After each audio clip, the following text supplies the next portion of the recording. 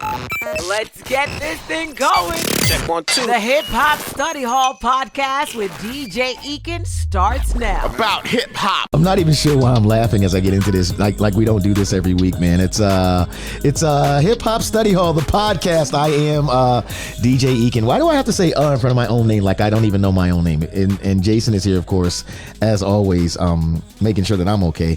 One part learning platform, one part inspiration, all things culture. That is what Hip Hop Study Hall is all about. Today, though, I think this show is kind of special and it's kind of different. So, and let me tell you why, if you're listening and not watching us on YouTube, which Ben likes for me to say, the YouTube channel / Hip Hop Study Hall. You see how I'm getting all these things in to make everybody happy that's on this team.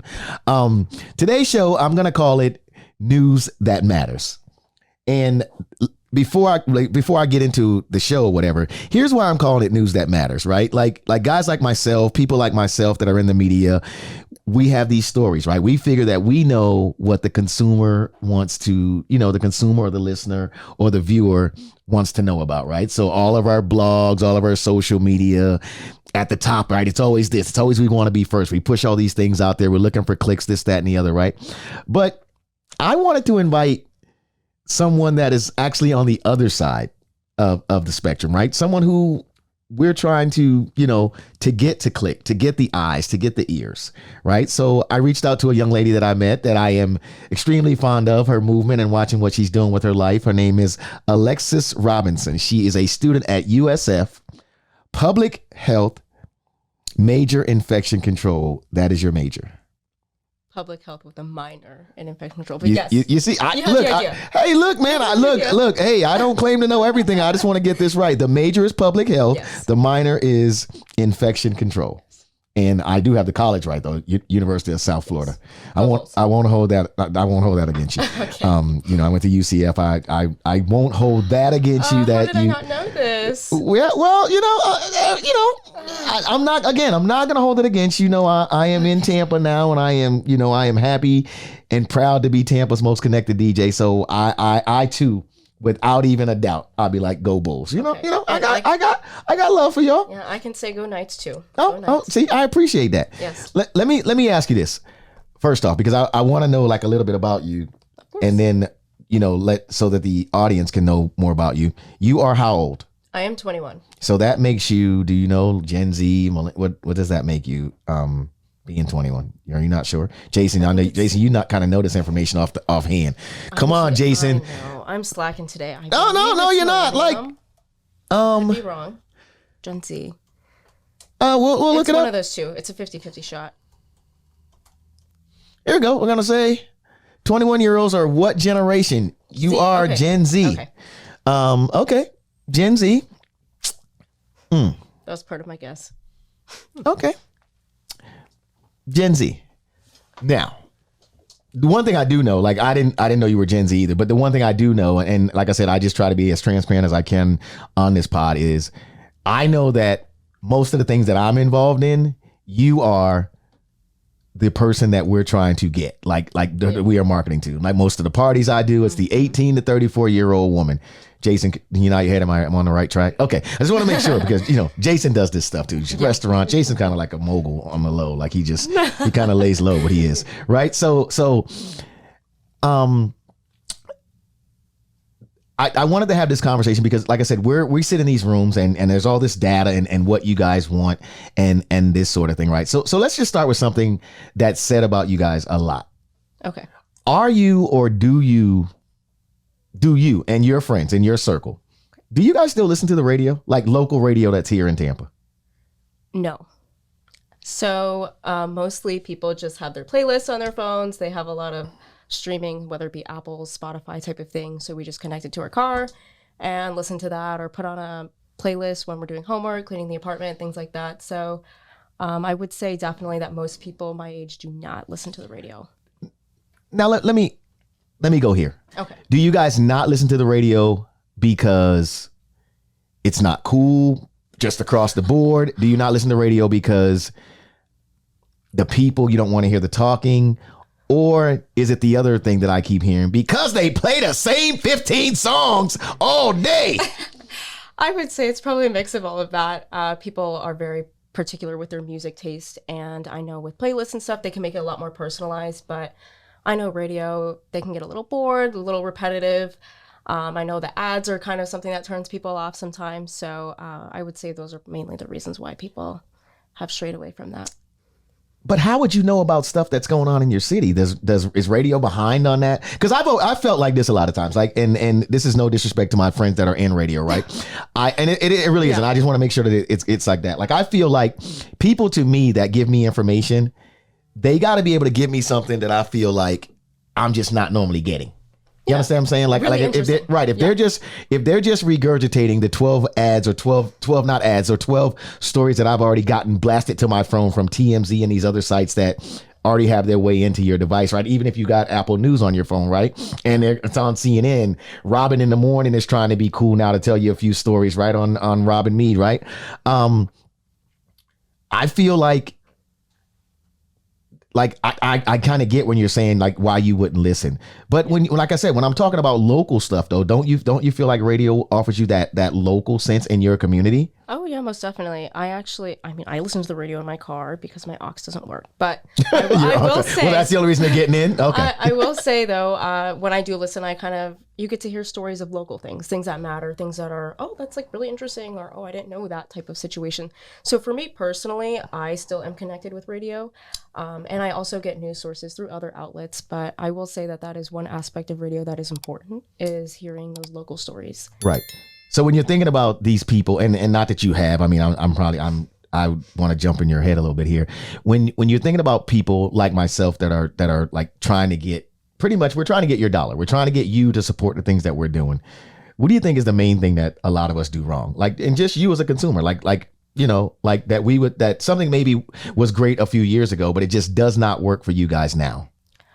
I think a lot of people's willingness to open up to other outlets is kind of something that's limited. And I would say that people shouldn't be afraid of kind of just like, oh, well, here's another outlet I can look into and I can support them. They can support me and give me information that's valuable to me. So I think that on the consumer end, that we should be more willing to explore other places, opportunities. And on the other end of that, I know you guys are trying to outreach so much. So I would just say to continue what you're doing and try and draw in that audience that you really want. Right. Do you guys feel immediately, and let me stop saying you guys, do you feel immediately, if something feels fake to you, do you immediately just dismiss it? You don't want to be a part of it? I will be honest, yes. And I am very particular about my sources and where I get my media from, because I want to make sure what I'm hearing is truthful, because I am very against like false news, you know? Right. And I know fake news, that's kind of big in today's media, especially. So for me, I tend to dismiss things that I kind of am like, okay, well, that doesn't even really sound true, or the source is kind of like suspicious type of thing. Right. So, and you're in public health. I am. We are big on advocating for debunking misinformation and things like that. So I think that's also where I get that from. Gotcha. And talking about that, what made you choose? Because are you from Tampa? Are you born and raised in Tampa? Are you from Tampa? For the most part. I was actually born in San Diego, California. Ah, okay. And my dad was in the military, so we kind of made our way to Florida when I was about 3, and I've been pretty much living here since. Yeah, so. Because if you live out there, you're never going to get a Super Bowl champion out there. Like, you're just not like. It's tough. I mean, like even a baseball, you're not going to get a baseball champion. Or like football is not a chance now because the team moved, but baseball, they're just not ever that good. I mean, look at us in Florida. We're literally thriving in our sports area. Yeah, exactly. And we can agree on that. Part, yeah. No, we are thriving We've here. Definitely. Like I'm not going to say the Bulls are giving us a lot to cheer about, but if you go Bucks, you go Lightning, you go Rays, you go Rowdies, our pro teams. Yeah. We've got a lot to cheer national teams, for. The leagues. Yep. See, we agree on something. Yes. Okay. So when we're talking public health, what does that entail as a major for you? Like, because I from my side, right? Yeah. We're in a big thing right now that I'm sure public health matters because we're all going through COVID.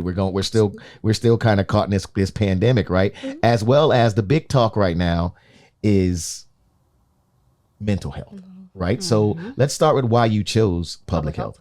So interestingly enough, I grew up in a family of healthcare providers, and I was originally seeking my bachelor's of science in nursing.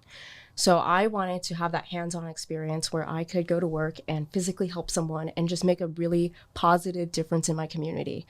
And I always had that in me. But when I got to that application and when I got to school and I got to see what nursing kind of entailed, I was like, well, I still have those values, but I think I want to do something else, something that's more suitable for me. So definitely did some networking, did some research in my undergrad. And my resident assistant was an RA at the time. And I talked to her and she was public health. I'm like, hey, what is public health? Like, I don't even know what that is, but the word health is in there and it seems interesting. Seems kind of like what I want to do. So essentially, public health is very broad. That's the thing about it, extremely broad. But the main focus of it is to prevent diseases in populations. So we kind of look at the community programs, we look at disease surveillance, we look at all of the accessibilities that people have and so forth to kind of assess, okay, well, what are people using that's helping them stay healthy?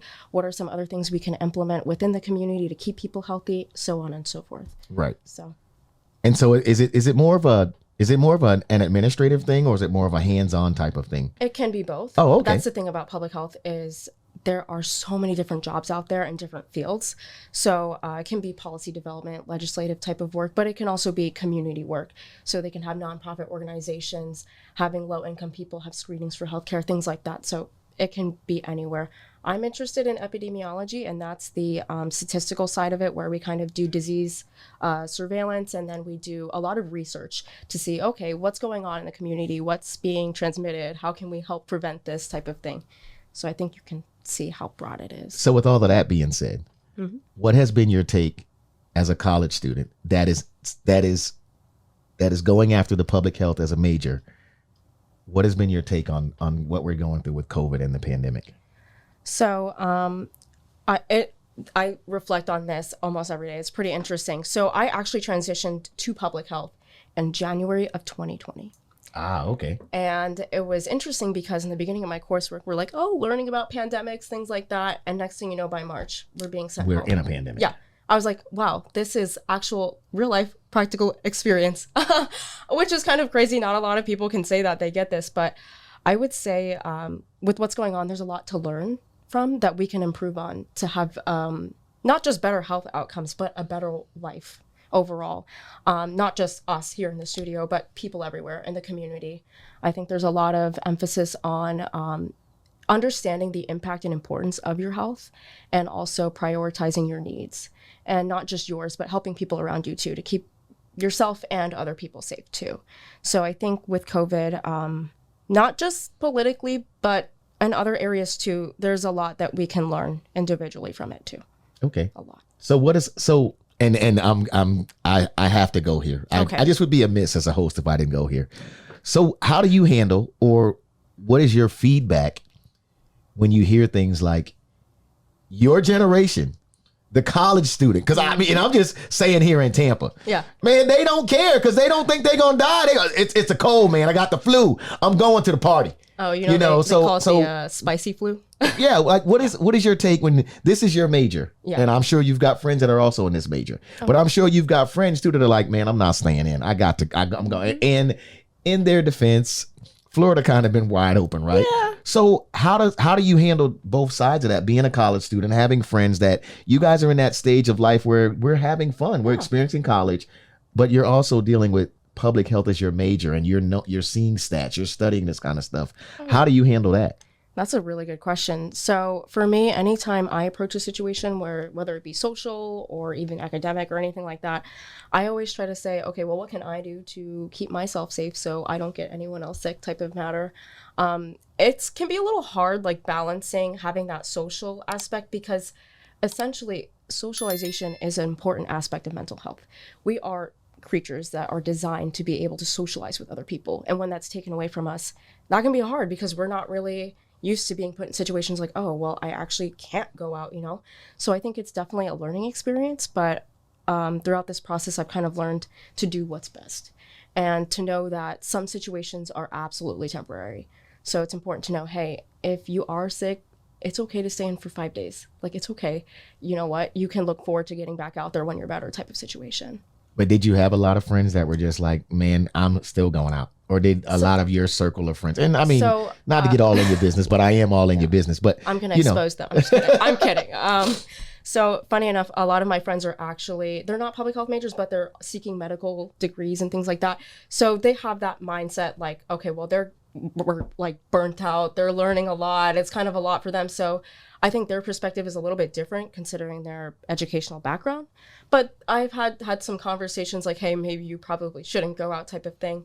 But at the end of the day, I think that they have the right to exercise their autonomy. And in my eyes, I just hope that they always do what's best. So in your eyes, is COVID as serious as everybody's talking about, or did the media make it more scarier? Because here's the take, right? And we've talked about that a lot on this pod, right? On the one hand, I am very much a believer that COVID does exist. I am very much an advocate of, wear your mask. Like, I'd rather be safe than sorry, right? And at the same time too, I also don't want to get someone else close to me that I care about, as well as somebody that I don't even know. I don't want to be the cause of someone else getting sick, right? I don't want to be that person. Yeah. But there's also that thing of, we haven't, like here's my thing. Let's talk the news and let's talk the media, which I am, right? If I gave you stats every single day on somebody with the flu, and every single day that's all I did was 1,700 more people caught the flu today. Yeah. 1,627 people caught the flu today. 1,937 people died from the flu. You understand what I'm saying? Yeah. If I did it like that, and that to me is what it's starting to feel like with COVID, right? And you read all these different things, like you said. And again, I don't claim to be an expert. I've had physicians on, I've had people on that are in the medical field, and you're my first person of someone that's studying it now. You know what I'm saying? So your opinion matters to me. But do you think it's more so a lot of, not that COVID doesn't affect you, not that it's not even bad, but if the media wasn't on it the way that they are, do you think it would be as bad as it is? Because are we all, and even this part, and this is a twofold question, are these people really dying from COVID, or are they dying from what else they had and COVID might have just escalated it? Yes. So I'll address the media first. Okay. I will say media has played a huge part. So you don't like us is what you say? No, I'm playing. No, I didn't get there yet. I'm just kidding. But there's definitely some sort of fear that's instilled in people when they see things like this online. And sometimes they kind of put this stuff out there to kind of hope that people will take it more seriously, but it's doing more harm than good. So I think that the media should have a role in this, yes. But it should be different than the way it is now, I will say. Because like you said, just saying statistics every day, it's fearful and it doesn't really accomplish much, even though those numbers are very important to public health, very important. But I mean, you hearing those numbers, that affects your mental health, it affects your practices, things like that, so on and so forth. So I think that I don't know what the media should do, but they definitely have to work on that misinformation and also exaggerating things. All I'm saying is we should give Dr. Fauci his own show. That's all. No, we shouldn't. I'm not saying. Look, I'm not saying. Look, do you guys? That's another question too. While I'm here, we've talked about when you guys are in these classes, right? Yeah. Is Dr. Fauci a credible source that you guys like say? Well, Dr. Fauci. Let's talk about him for a minute. Is he one of those guys? Believe it or not, we do not reference him that much. We do not. So you guys don't respect him? Is that what you're saying? We do respect him. He's done a lot. And I think that it's time to kind of get other people in there too, get other people in the mix, get other opinions. Man, we got to keep Dr. Diversity. Fauci followers up. Dr. Fauci is famous out in these streets. I know. He honestly, he's done a lot. So, but in your studies though, he's not someone that you guys like. He's not someone that they bring up and like when you guys, and I know you guys talk about certain doctors or discoveries or that sort of thing. We don't make reference to him all the time, but we will kind of look back on some things he may have mentioned in the past or especially with COVID, right? Oh yeah, it's important in our analysis when we're looking at trends and things like that. Well, let's see what he was saying then, and let's see what's being said now, type of thing. So it's he's definitely played an important role, I will say. Well, he's been on TV the entire time, so he's had some sort of a role. Most definitely. Right. I'm not sure if it's always been good or whatever, but Dr. Fauci, somebody's giving him a check every single day he's on TV. Yes. And his work is appreciated, but there comes a time when it's time for some sort of shift, to have new faces. I know a lot of people kind of blow off the news because it's coming from the same people. So it's kind of just like, okay, well, if I've had the same person tell me the same thing and then they keep changing it up and there's discrepancies in their guidelines, it's kind of just like, well, what am I supposed to do now, you know? It gets confusing and frustrating, and I can see why people kind of just toss it to the side, you know? What did the influencers do for you? And now, you know, all of a sudden Beyonce goes, hey, and I didn't say Beyonce did this, but she just comes to mind, right? The Jenners. Kim Kardashian says, we need you to get the shot. Mm-hmm. Does that make you want to get the shot? Because all of a sudden it was a bunch of influencers that, you know, that they were paying to get this word out. So from like a personal standpoint, listening to an influencer would not kind of facilitate me to do something. Is that because of your background and what you're studying? I would say that's probably just because of my background, because like not even just the vaccine, but like anything. If they came out with some sort of product and they're like, this will change your life forever, which I'm sure they have products that will do that. And they girl, you know it. that waist trainer works. I'm just saying. Oh, and yeah. that tummy tea, girl, I'm about to get that tummy tea. Tummy tea. I'm getting that tummy tea, Jason. I'm gonna be slim by July. I'm gonna be slim getting that tummy tea. A summer body, right? Man, let me tell you something. My summer body is loading right now. No, God, I'm sorry. No, you're okay. But say the tummy tea, I'm not gonna go out and get it. That's just because I'm not the type to be influenced by the things that they promote. But I'm sure at that school you go to, though, you're looking at a lot of those girls in there. They are heavily influenced. Oh yeah, absolutely. You can see it. You just see it. You're gonna look at people and just see, oh, you're being as trendy as possible. I actually deleted TikTok, and I haven't had it for like a year. So you are one of like 9 million people that is never gonna delete. I feel out of like loop a little bit, but like I kind of have a general idea of what's going on. So I mean, I know there's been a lot of promotion of vaccination and mask wearing on other platforms, especially Twitter, Instagram, things like that, Facebook. Honestly, people have to do what works best for them. Right. So they can see these promotions and things like that, but at the end of the day, their decision should be based on what works for them. In case anybody just jumped in, I'm talking to some real life. I'm getting real life insight, Jason, here from Gen Z. Like not somebody giving me research. I'm getting real life insight. So right now that puts me here. Mm-hmm. Could your generation go 3 days if we took your phones? No. People would collapse. They would not know how to function. Okay, look, if we let you keep the information you needed, like your bank information, anything that's like that, mm-hmm. but you weren't allowed to get on any apps for 3 days. We took your phone, no texting. You might have had, well, I don't even know, because from what I understand, your generation doesn't even know what a rotary phone is. It's just your fault. I know what it is, but other people don't. Right. You don't think your generation could go 3 days? No. I know some people who are just so addicted, they can't go hours without it. You know, they'll be at work sneaking it in, or I see people in class sneaking it. It's just like, definitely becomes some sort of addiction, I would say, absolutely, among my generation. And I mean, I have no trouble putting it away. Right. But I definitely know some people who would.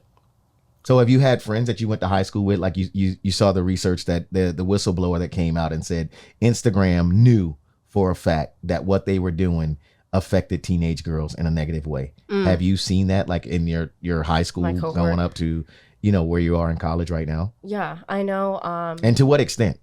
So I know some of my peers having self-esteem issues, body image issues, definitely having some mental health issues that kind of stem from using those sources.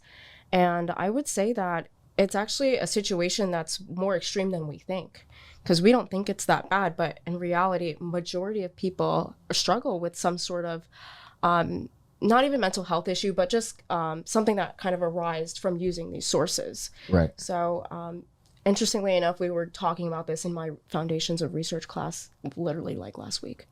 So we were looking at the rates of teenage girls and how their usage of social media impacts their development physically and emotionally as they grow older. Because our brains are still developing. So we're feeding ourselves all this stuff, but some of it might not be all that great, you know? But we can't put it down. Oh, no. Because you're not cool. It's not trendy. You'll be looked at really weird if somebody were to kind of just like vanish from the internet. And you'll be like, oh, Casey, why aren't you online? You know? But here's the thing though with that, right? And again, I'm glad we're having this. I feel like I'm getting firsthand information as opposed to reading, to study, this and that and the other. And I'm so glad that you're open enough to have this conversation with me, right? But at the same time, dude, speaking about that this generation, right, and what we're talking about here with the phone and this and that and the other, then why is there always an announcement? I'm leaving social media. Just leave. You know, and let me go here because while we're in this place, right? Because I feel like I shift here, right? We talk a lot right now.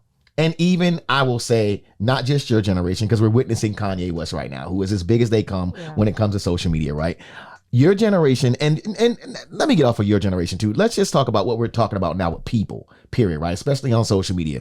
There's this heavy thing of what's going on with people's mental health. Mm-hmm. And there's also, I felt a big push this last, and I don't know if push is the right word, but where they were talking specifically about, I felt they were talking to me. Like, you know, they were like, the black man very rarely will go and talk to someone about his mental health.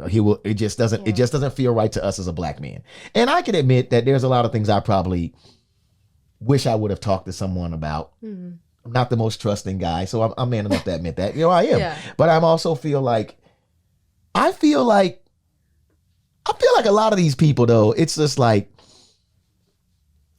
everything is not mental health being bad. Some of these people are just trash, you know, like, you know, and not even the person as a whole is trash, but you can't, let's talk Kanye. Okay. Let's go there. Let's talk Kanye. All right. Now, I believe, mm-hmm. and you can give me your opinion right after this, okay, that creatively, he is highly gifted. Genius. I especially when it comes to music and the way his brain is wired to be like, I can create the next thing. And one thing I do love about him is the belief in himself is what every kid should believe. Yeah. You understand what I'm saying? Because I was there at Def Jam when they told him, like, we don't know if you should rap. Just keep making these dope beats. He believed it. Yo, I can be as big as my big brother Jay-Z when it comes to rapping. Mm-hmm. And he proved it. Yeah. I can be a clothing fashion guy. I can do this. I can make sneakers that people are going to want to buy. Mm-hmm. Give or take if he's actually making them. I'm sure there's a great team around him, but he has to believe that first. You understand what I'm saying? Like, and it's no different than Steve Jobs. Steve Jobs probably doesn't put everything in a Mac computer, but he is the brains behind the operation of how they go and what happens. There's other people doing, that are touching things and doing things creatively. So I think the belief in himself is like none other. But when you look at some of the things that he's doing online, being a 40-something-year-old man, I don't know if I'm as quick to put that on he's having mental health breakdowns or he's having mental health issues. And the reason I say that I think it's convenient sometimes, even when it comes to him, right? You can't, to me, just attack and do all that he's doing online, right? And then when you see an old clip of Pete Davidson, and because he's the target right now, you all of a sudden go, Pete Davidson, you're making fun of my mental health. Well, you're also making fun of your mental health because you won't go rest. Yeah. You won't go do what you need to do to make sure your mental health gets better. Mm-hmm. You're staring at this app like what you just told me, the same app that's bothering 15 and 16-year-old kids, and you're a grown man that has kids that you should be showing them a better example. Mm-hmm. You know, and before I go any further, can I get your thoughts on that? Like you're in health. You said, I know, like us, we talk a lot about mental health, but when you're looking at what Kanye's doing, and were you a fan of Kanye before this all broke out? Were you a fan of his music or his work? I ain't talking about personal Kanye. I'm talking about creative Kanye. Were you a fan of his work? Creator Kanye is an exceptional gentleman. But you're not a fan of you're not a fan of personal Kanye. Oh yeah, that's correct. That's correct. What bothers you about personal Kanye? Other than the fact, are you going to tell me he's a narcissist? I will say that there are, it's just a little strange, some behaviors, and whether or not it can be tied to mental health, regardless, it's unhealthy. So I will say that I think in this, he's such an influencer. People are drawing right to him, like, oh, look at what he said. He pulled up this video from years ago, blah, blah, blah, blah. It's important to understand, okay, well, when does someone actually need to talk to someone? Or who should you talk to? I will tell you this, he should not be posting on social media. I will say that right now. But the followers love it. They like it. They viewing it. Because I mean, I don't know if it comes across as funny or maybe interesting. Maybe it's just something that's really interesting to them, you know? Right. It feeds them. They're like, oh, this is interesting news, you know? But there comes a point in time when it's kind of just like, okay, well, you should probably talk to somebody about something, but not post it on Instagram because maybe not everybody needs to hear about this. Right. If a video from 8 years ago bothers you, that's okay. Own up to it and admit it, but you don't have to post it on. But he shouldn't have to tag Pete Davidson. He shouldn't have to call him Skeet Davidson. No, oh my goodness. And in case you've been living under a rock too, man, like what's going on right now, of course, everybody knows that Kanye West and Kim Kardashian West were married. They're in the middle of a divorce. They have 4 kids together. Yes. And now, in the midst of all of that, Kim has not only filed to make sure that she's listed as single on anything, not married or whatever. She's listed as single. Mm-hmm. She's also started dating Saturday Night Live guy, Pete Davidson, right? Yes. Now, what's also happened within the midst of that is Kanye has gone on social media and attacked this dude on several different occasions. Then he backed off a bit, though, and he took responsibility briefly for his actions. But didn't he buy a house across the street from her? Well, that was before. Well, he bought the house across the street from her before that, right? Yeah. He also, in the midst of that, started like talking about Pete and posting things about Pete and this sort of thing, right? And again, I've had friends that say different sides. I got one friend who says, you can't tell that man what to do when he's fighting for his family. If I was close to that friend, I probably would have punched him in the stomach, but he's my brother, so can't do that, right? But that's what he said. Yeah. What do you have thoughts on that? Like, I don't know. Like, I think it's kind of just like a strange way of looking at someone fighting for their family, right? Because it just seems in a healthy manner. If he's trying to do that, that's good for him. But definitely, the approach he's using right now is probably not the best. Well, as a female, do you feel like, because this is starting what's coming out there now? Yeah. If Kanye was. Not Jason money, because Jason's still a mogul, right? Yeah. But if Kanye had my money, right? Yeah. He would get stalker charges. Like he would get like arrested and a restraining order put on him. Mm-hmm. But because he's Kanye West, right? We're liking these posts, we're reposting them, we're taking the one where he wrote on the pad and said, I haven't been hacked. This is Kanye. Now we're writing other things to promote our parties on this post with Kanye standing there. People are mocking it and doing different things, which you and I both agree it's not helping. But as a female, and you're looking at that, yeah, what's the talk around you from guys and girls that you go to school with? So we're actually worried about Kim a lot because some of his behaviors are just so erratic and unpredictable. You don't really know what he's going to do next. Even though he might have deep down good intentions, you don't really know. And I think it was last night I saw this thing on Twitter. It was a clip of Kim and Kanye in the car, and Kim was just bawling her eyes out. And the situation is very sad, but from a standpoint, we want to make sure like everybody's safe. Like you have 4 little babies at home. Right. You got to look out for them, regardless of what happens in between you and Kim. You got to make sure that you're looking out for them because they're young and they're absorbing all of this. They see everything. They're like little sponges. So this is what they know, which shouldn't be what they know, you know? And I know you had mentioned something about, if he was one of us, he would have been arrested for stalking. Well, not Jason. Jason's a mogul. Okay. But if he was me, he'd be arrested. You. Yeah, specifically because I'm nowhere near his tax bracket. He's a billionaire. I'm nowhere near his tax bracket. Me neither. Jason's like 15 times my tax bracket. So he's kind of like a mogul. Baby mogul, but kind of like a mogul. So they don't bother Jason the same as they would bother me. Yeah. But I think seriously, the standards are different, right? So have you talked to any guys at your school? Like, what's their thoughts on it? Is he losing fans because of this? Like, fans are like, man, I can't take this. I know some people are kind of like, okay, this is enough because this has been going on. You've been like this way for years and years. You see some people saying like, oh, well, it's important for us to stick with him now, kind of get him through this type of situation. But then you also have the other end of the spectrum. People are like, okay, we're done. Right. Great creative work, but personality, it's hard to follow that, I get offended when people go, we should stick with him now. And let me tell you why. Because it's an interesting perspective, I will say. Well, my thing is, we always want to stick with these entertainers who don't even know who we are, who we don't know. But meanwhile, we'll have a friend down the street who we won't stick with through nothing. Yeah. I just want people to support their friends that they actually know or support their small business idea the same way that they support these entertainers that they don't know. Because we can't, and again, I know we're on Kanye, but Kanye's hip hop. So I feel like this is the right place to discuss him, right? And I'm not, again, if Kanye has mental health issues, I want him to get them fixed because I think that he is a very dope creative.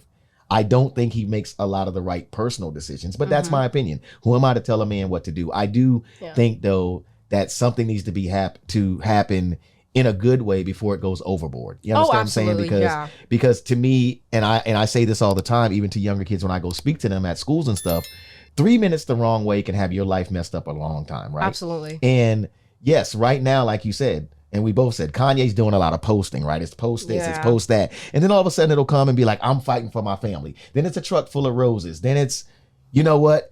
Pete Davidson, then it's like a back and forth thing, right? It is. And 3 minutes the wrong way of him and Kim in a room by themselves. And now we got a much bigger problem. Yeah. And we're all watching this. Like we're all like in this gigantic group text. That we can't get out of because, and I'm not, and again, and here's what's crazy, I'm not even following Kanye, and I don't feel like I've missed anything. Yeah, somehow I've still heard everything, but I don't follow him. Right. Yeah. Like musically, I want to know what's going on, right? Because like I said, I think he makes dope music. I think, and the documentary everybody's talking about is really dope that he's got out on Netflix right now. Yeah. Right. I haven't seen that, but I don't feel like I've missed any of the chaos, and this is my problem with my part, right? The media, right? I feel like a lot of the media doesn't care as long as they're getting clicks. So let's just keep pushing this story out there to consumers. Let's keep pushing this story out there. Whatever we want the narrative, we can always write because we're bloggers, we're this and that and the other. We can write these crazy opinions. Like, everybody doesn't know what's going on with them, but we write like we do. And I think we're just at this very, very point that something could go wrong. Oh, we don't want him to hit rock bottom, but that's something that could happen, and the media is going to eat that up too, unfortunately. I mean, think about it. Look how many, man, let me tell you something. Thing I love about this interview thing is, and one of the people that I really thought was dope at it was Anthony Bourdain, right? And like Dave Chappelle said on his comedy special, Anthony Bourdain flew around the world to beautiful places, ate the best food, and talked to some of the dopest people in the world. That dude hung himself in a luxury hotel suite. Right? Yeah. And these are people that we think have made it. Yeah. And similar to Miss America, the Miss USA. Exactly. Yeah. You wouldn't think at all. I went through her social media because I didn't really know who she was. And after, being from New York and staying in that same area, when I go to New York now, I stay in that general area, Times Square, where she jumped from. And I have friends that live in that area. I went back and looked at her last 10 posts. Like you just said, I didn't get anything like she would ever come off of a building. Yeah. Like I got none of that. I got the same thing I get from a lot of these other influencers. Yeah. Keep yourself right. Go work out. Girl, your mental health and be strong. And I was like, well, she got it together. And it's sad because she advocated for mental health. She was a very smart, talented young woman. And it's kind of just like you have people advocating it for mental health, but how are they doing, Like you never ask. Right. You never think to ask.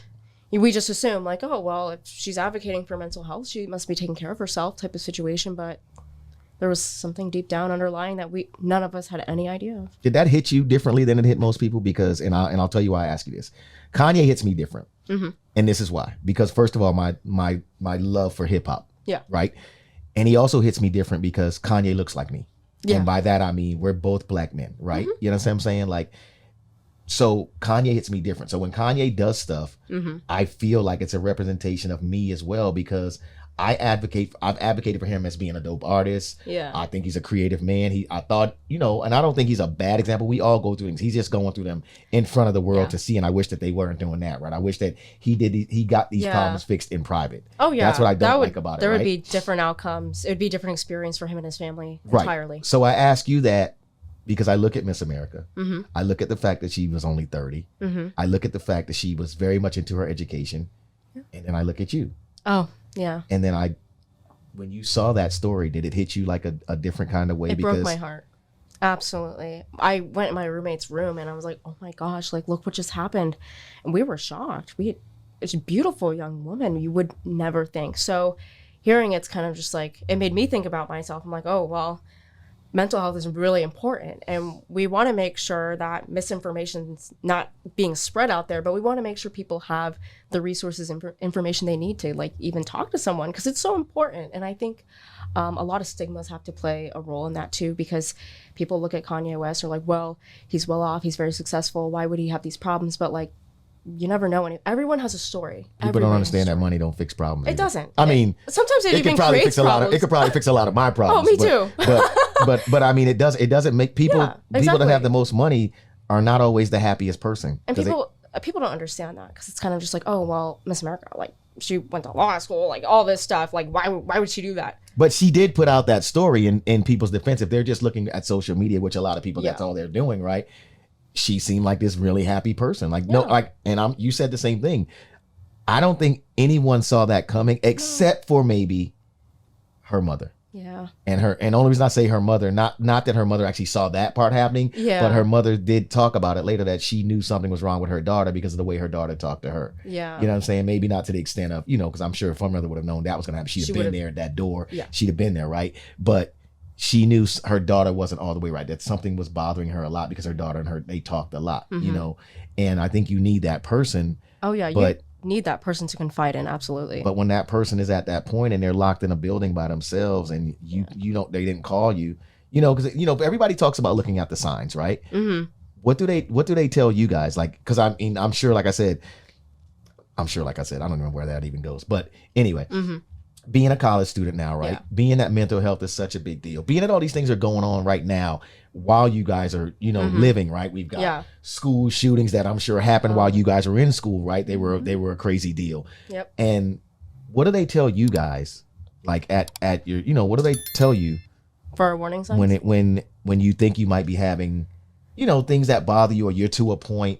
Are they giving you the right resources? You think that schools are like a school like USF, are they helping to provide the right resources for you guys? You think for students who may be going through some things that they think are too much to handle? Yes, absolutely. I actually use those resources myself. So I'm a big advocate for mental health. And they tell us, hey, when you're really fatigued, losing interest, things just, you're feeling really down, nothing is interesting you. You can't just get up, go about things, especially if you're going through a hard time. I mean, navigating life at like 18, 19 years old during a pandemic was a curveball that I never saw coming. I don't think anybody saw it. No, actually, if they did, please talk to me. But I know you guys had it. You guys that were in school and kids that were in grade school, it was a very different experience. Oh yeah, absolutely. And it's hard, but at the same time, it's important to know what resources are available. USF, I feel, has done an exceptional job at making us aware of what resources we have. And even if we might not have access, we can get connections with people who can help us find other people. So I will say my experience using those resources have been exceptional and have actually helped me a lot along the way navigate this. But it's definitely important to not dismiss things. People are kind of just like, oh, well, yeah, life happens, things like that. But I mean, that might be true, but you really, in the long run, it will be so beneficial to just talk to someone because there's so many things that you can implement in your life that can make a huge difference that you might not even know. Right. Not having had that conversation with someone. It just takes one conversation. Just one. Does it start with putting the phone down some? Yes.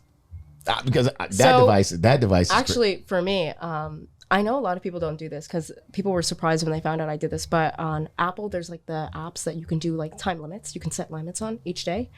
And I have limits for all my social media. So usually when my minutes are up, I don't really go back on it. But I do that. And it helps me not a lot, like just with my studying, but with my mental health too, because I don't need to be feeding myself all these things online. Yeah. Especially if I think of it as, okay, is this productive for me? Is this helpful? How is this going to make me a better person? How is this going to help me help other people type of situation? Right. And if it's not meeting that standard, I kind of just... Well, you've got some kind of focus, though. I think a lot of people, I watch people now that they don't know what to do, so let's just go to the phone. Like I watch people in the airport or something, or like, and I get it, certain things, but they don't know what to do, right? So they get in these awkward situations. They're in an awkward like room, and they don't know this. So it's like, let me put my head down and stare at my phone. Oh, yeah. And it's like they don't even know how to have this conversation. So I appreciate it, and I appreciate you letting me into your space. Yeah. Let's talk about something else in the news that's going on right now. And again, this has been a big one. Mm-hmm. Probably your whole adult life, right? And definitely in the last couple of years. Officer Kim Potter, who shot the, oh my God, let me get this right before I get this name wrong, because I don't know how I would do that. Well, the verdict came down today. Mm-hmm. And here we go. Ex-police officer Kim Potter is sentenced to 24 months in prison in the killing of Daunte Wright. And she is the officer that shot the black man that mistakenly pulled out her gun instead of her taser. Mm-hmm. Right? First off, when those stories happen, what do you as a young black woman, having a black father, of course, what do you think about how do those hit you? Ooh, they hit close, hard. It's kind of upsetting to see how the media does portray it. And I know it brings like this provoking feeling among the community, like, hey, like, we need to do something about this. I know not too long ago we had some riots and things like that involving gun violence and things of that sort. But something definitely has to be done because not just with gun violence, but violence in general, it's getting out of hand. And I was actually watching the news a few days ago, and they were saying that gun violence has absolutely increased. I'm not going to say the percent. I don't recall off the top of my head, but it's increased since the pandemic, and they're attributing it to mental health and people not using resources and seeking the help that they need. And they're fueling and building up everything inside and kind of just letting it out in the absolute most incorrect, wrong ways. So I think that this is definitely something that needs to be paid attention to, and we have to do something about it. Yeah, I have a different problem with this. Like I have the gun violence problem is it. And another thing I always like to make sure that I say here too is black lives have to matter to us too. Like I can't mistreat your life and then get mad when a white officer or somebody kills somebody else black, right? Like I can't mistreat you. You look like me. I can't be like, in a conversation with you and then next thing you know, I'm full blown mad and I take your life and you look just like me, or I'm disrespectful to every brother that I run into. But then I'm mad because a white officer kills, a black man. Yeah. My problem with this sentence is this dude's life was really only worth 2 years. Like whether she meant to or not, right? I feel, and it's crazy because I watch comedy so much, right, that I kind of take a lot of these things and a comedian will wind up saying something that'll resonate with me. Mm-hmm. And Chris Rock was like, some jobs you just can't get wrong. Yeah, not this wrong. Oh right? Yeah, no, not this wrong. If you're this a pilot, is very wrong. Like if you're a pilot, you can't get on the plane one day and be like, I just don't feel like flying, but you're already way up in the air with a bunch of these people on the plane. You just can't be like, what? Now I want the day off, bro. You got to get these people down, right? Yeah, let's descend. Right? Yeah, I'm tired. You can't do that, right? Like when you're an officer, you've been trained to know where your taser is and where your gun is, right? Yeah. And they feel differently, everything else. If you're that scared and in that split second you just take people's lives randomly and you can only get 2 years, then should you really be protecting and serving? Are you really protecting and serving? Yeah, so there's this standard in the community that they're there to protect us. And it's kind of strange when we turn around and hear, oh my gosh, an officer shot someone by accident because they thought, it's like, what's going on? Literally, right. Your job is to protect us, and there's some exceptional officers out there, but there's also officers that they might not do the right thing, and it gives an unsettling feeling in the community. Absolutely. And another thing that bothers me about these things, right, is the judge always has something extra to add. Like they always got something extra to add. Okay. Now, first of all, what did they add to? First of all, this one. She was sentenced to 24 months and she got fined. Now, let's go to the maximum that she got convicted of first-degree manslaughter and second-degree manslaughter, right? Mm-hmm. The maximum sentence for first-degree manslaughter is 15 years and a $30,000 fine. And for second-degree manslaughter, 10 years and a $20,000 fine. So you've gotten convicted of 2 crimes, right? Both that wound up in the killing of this young black dude, right? Mm-hmm. Here's the judge, and this is always what gets me when they decide these sentences, because the prosecutor was asking for at least 7 years. At least. She got 2 years and a $1,000 fine. And she only has to serve 2/3 of that and can get out for the other third for good behavior. Right? Oh, my word. Here's what always gets me about these cases is when the judge does this. This is one of the saddest cases I have had in my 20 years on the bench, Chu said when delivering the sentence.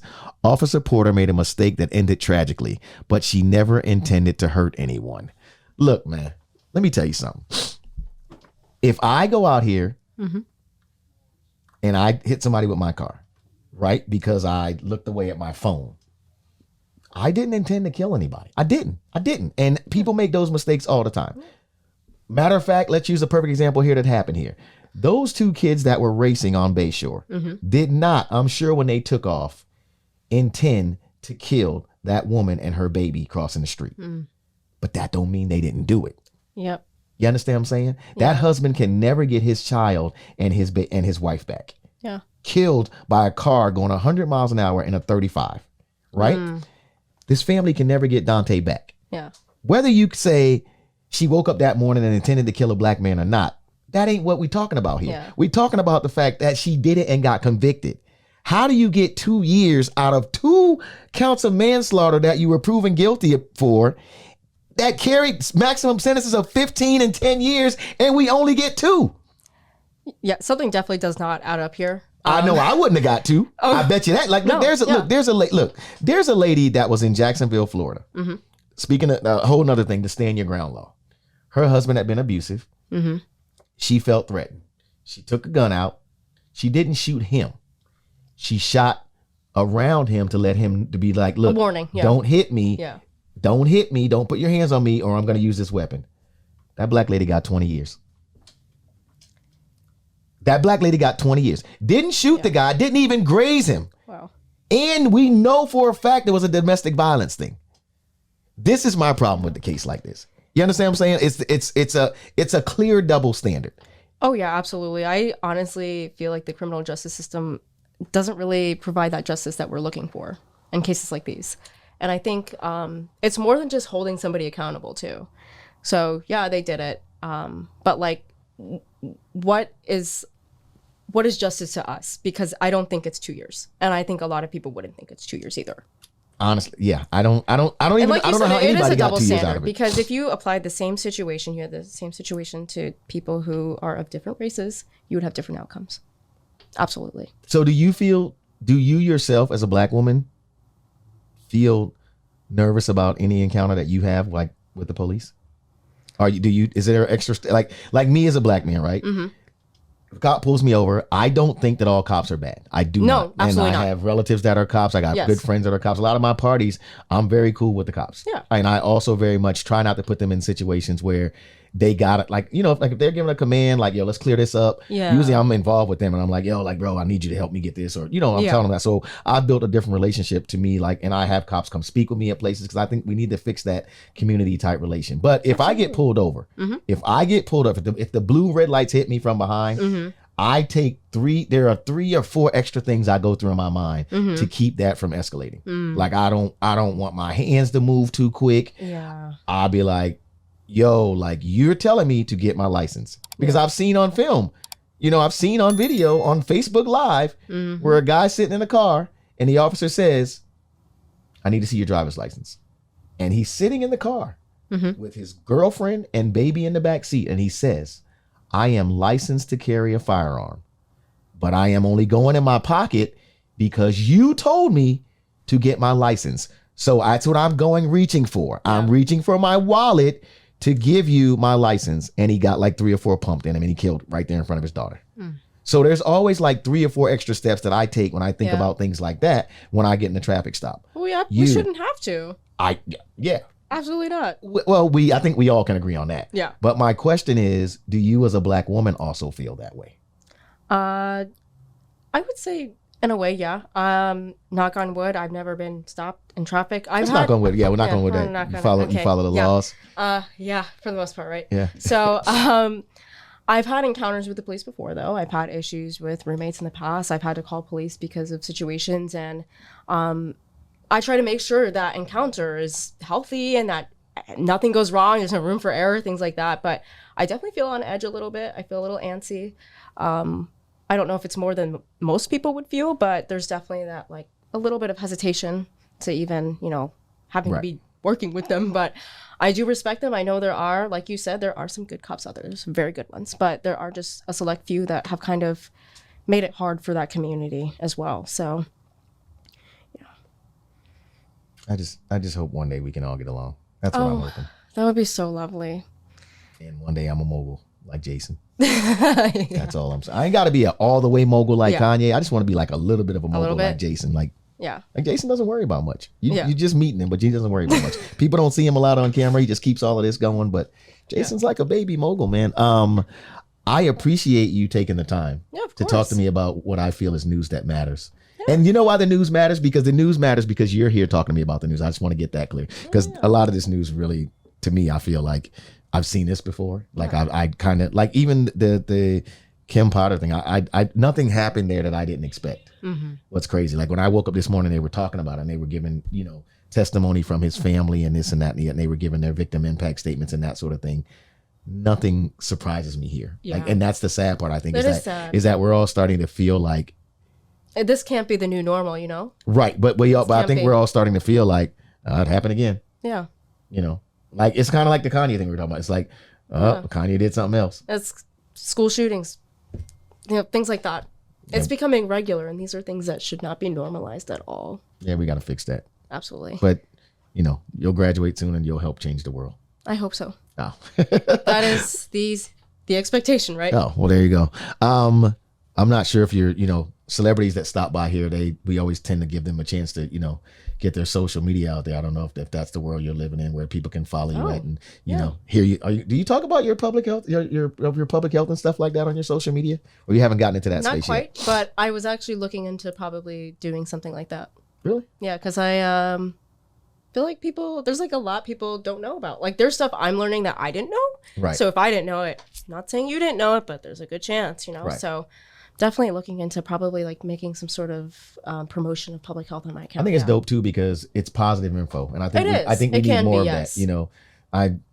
I got enough moms dancing in the kitchen. I got enough people doing voiceovers to movies and stuff, and being like, I got 1 million followers on TikTok for what? I've seen this movie because I've seen this movie already. I don't need to see you do Chris Tucker's part from Friday. Like I've seen this already.